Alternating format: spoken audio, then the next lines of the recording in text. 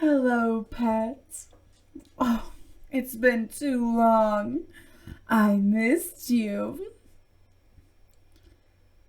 Oh, why are you sad? I just had to complete some work. Uh, Talking about that shopkeep? Well, of course I do work. Yes, I may lounge around with you most of the time, but you have to remember, Pat, I am the highest authority figure on this side of the continent. About that shopkeeper? What about him? Making their life better. Oh, that's an exaggeration. Make their life better? I just killed some idiots who had the audacity to try and stand up to me. Not exactly intentional, but I'll still take credit where credit is due.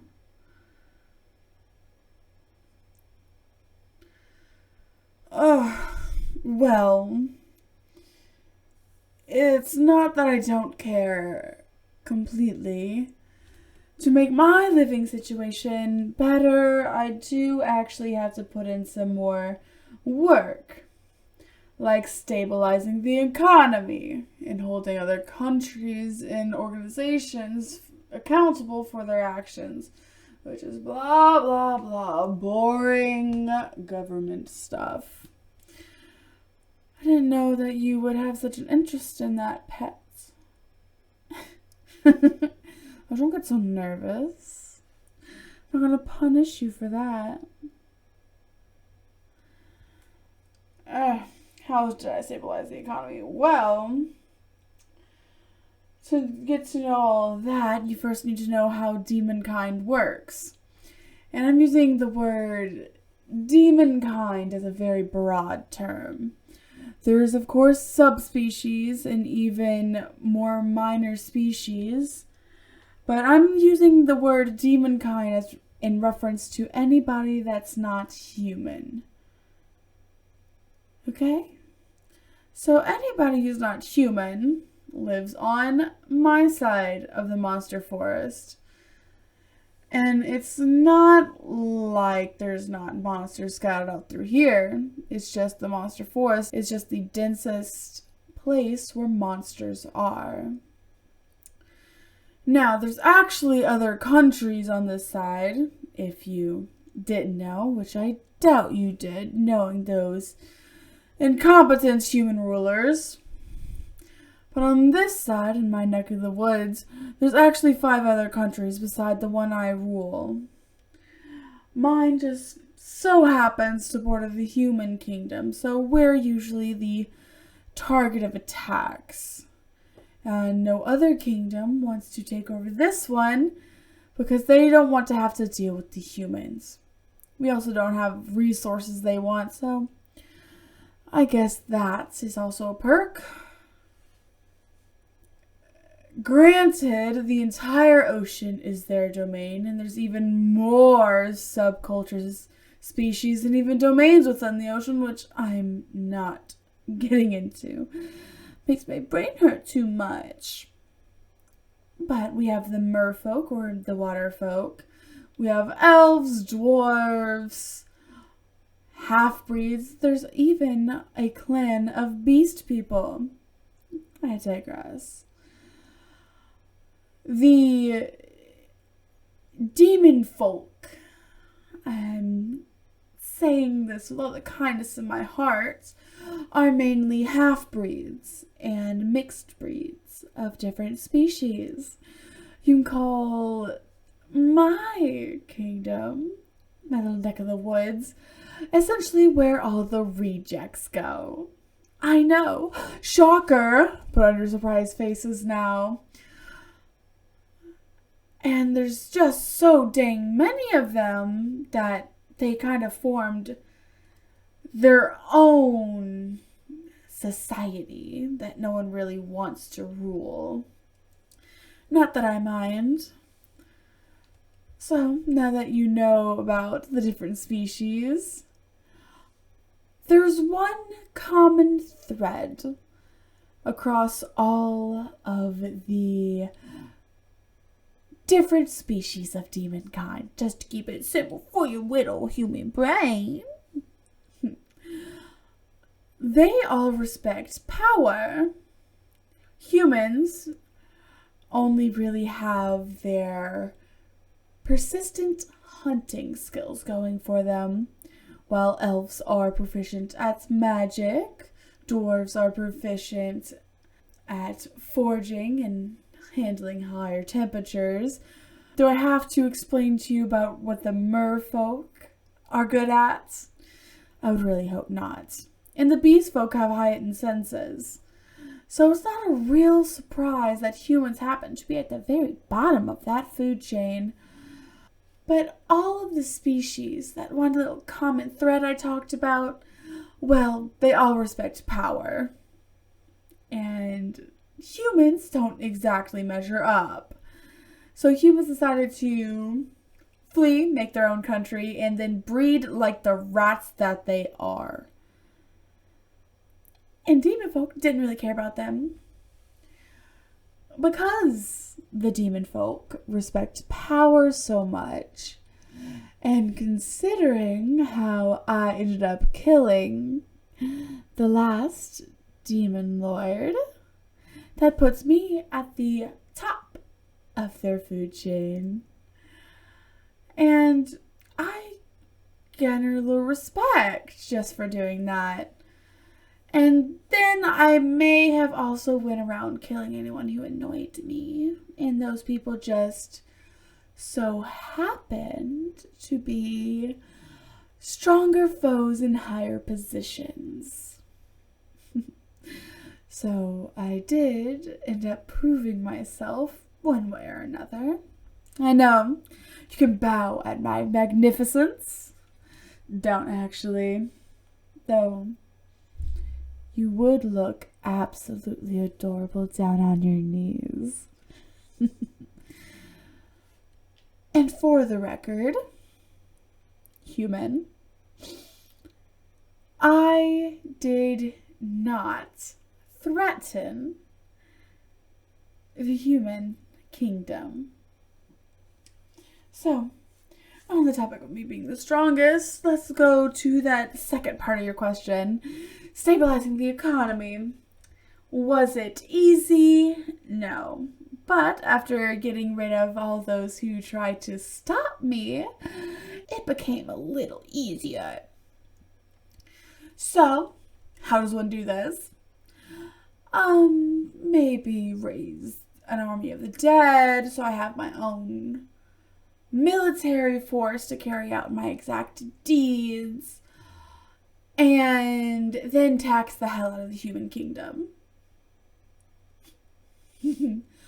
Well, you see, the human kingdom absolutely loves a mineral that the demon folk don't really have a need for. Can you guess what it is? I'm sure you can. It's mithril. Us demon folk have stronger materials we could use, such as our wits, our magic, and our claws. So why on earth would we bother mining a silly little metal? It doesn't really benefit us that much, but it is usually buried under useful farming land. You see, humans used to be able to just come shoo off any citizen that they didn't want because they're demons, and then dig away for any mithril they would need. Well, I came into power and put a stop to that after 100 years or so. You see, my people were starving. To make a thriving economy, the people need to be fed. I need more farmland to feed people, so I had to immediately nip it in the bud to where the human kingdom couldn't just come and go off my land as they pleased. No, no, no, no. And I was especially not going to let them off the hook so easily after stabbing me in the back like that. But granted, I had no hard qualms against the mere foot soldiers. I mean, the one who betrayed me was practically dead. Died of old age. Mortality is such a fragile thing. So, I decided a very fair 50-50 split. I wanted the profits of them selling the mithril armor and the mithril weapons. I wanted more money into my kingdom. Granted, human currency doesn't exactly have a lot of power outside of their kingdom, but I do know some water folk that really loves shiny things, and some particular beast folk that would just fawn over some silver. Though unfortunately, elves only salivate at the prospect of learning more magic, and I'm not trading any secrets. I'm telling you that they sent you here to kill me because they wanted to mine mithril. Of course, that's all there is to it. Oh, come on, my cute little pet. You said way ahead of yours. How do you destabilize a country quick and easy? How do you make sure that those prices go down? How do you make sure that the country stops taxing you and your people? Can you guess? It's a super easy solution. Well, the quickest way to destabilize the economy and bring disorder and chaos, to be able to sneak in and do what you want, is you kill the leader. You kill the person in charge. You kill the person who made all of the decisions. You kill the person who had all of the authority and power to stop you. Boom, bam, and that's all she wrote. That's how you easily destabilize the economy and get what you want. Super easy solution, isn't it? And how does one market that to their people? Because of course, no one wants to go fight for rocks. No, you say that this kingdom is threatening the livelihoods of the people, that they're infringing on your rights as the kingdom's citizen. You tell them that these are vile creatures with no empathy for the poor little humans. The poor little humans who are really strong, but they have the numbers. You tell them that if they were to just wipe out the leader, then they would stop attacking. They would stop posing a threat to your society. Does it sound familiar?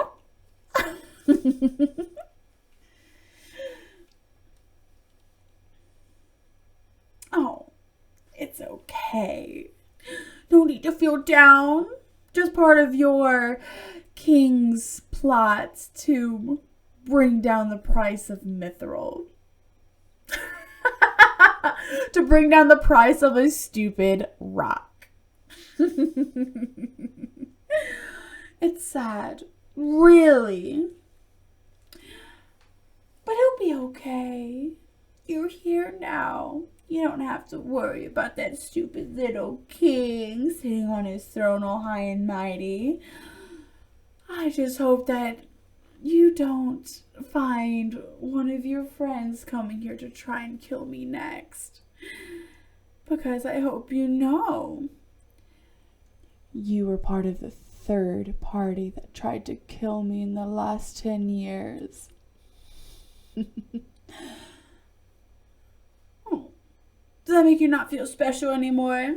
My little hero, my cute little pets. Don't worry, I'll make sure to take good care of you. I'm not as heartless as your king, just to use you and throw you away.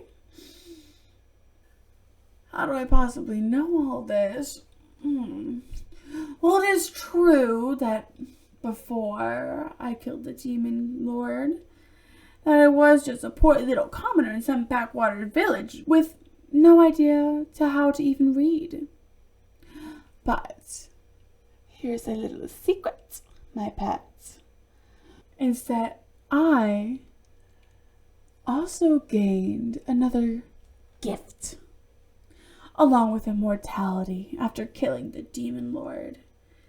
Would you like to take a gander at what that gift is?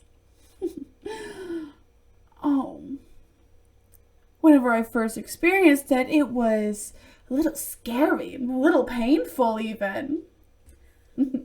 It came drip, drip, dripping right into my mind. The memories of the past demon lords. Could you guess my shock? Can you even guess how many demon lords there's been? I bet you can't. Let's just say the memories have been spanning back over 2,000 years. Oh, I know. It's a little interesting, isn't it? I think I'm not even done recovering them all, because they're still drip, drip, dripping into my head. And you want to know what the strangest thing is? There's this certain cockroach, a small little vermin that is drip, drip, dripping into my head.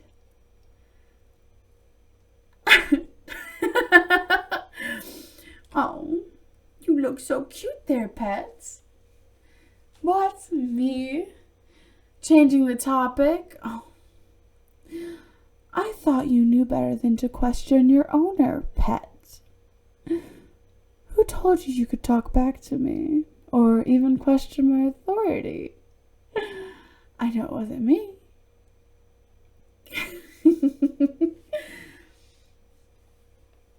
So, my cute little specimen, you want to know what I realized with all of our time together as I watched you heal and nursed you back to health? You see, I have never got to taste you. I never got to give you kisses. I never got to lick your skin. I've only ever just watched you writhe in pain. Which was fun. Oh, because you're so cute squirming there. And I wonder if I can make you squirm from something else.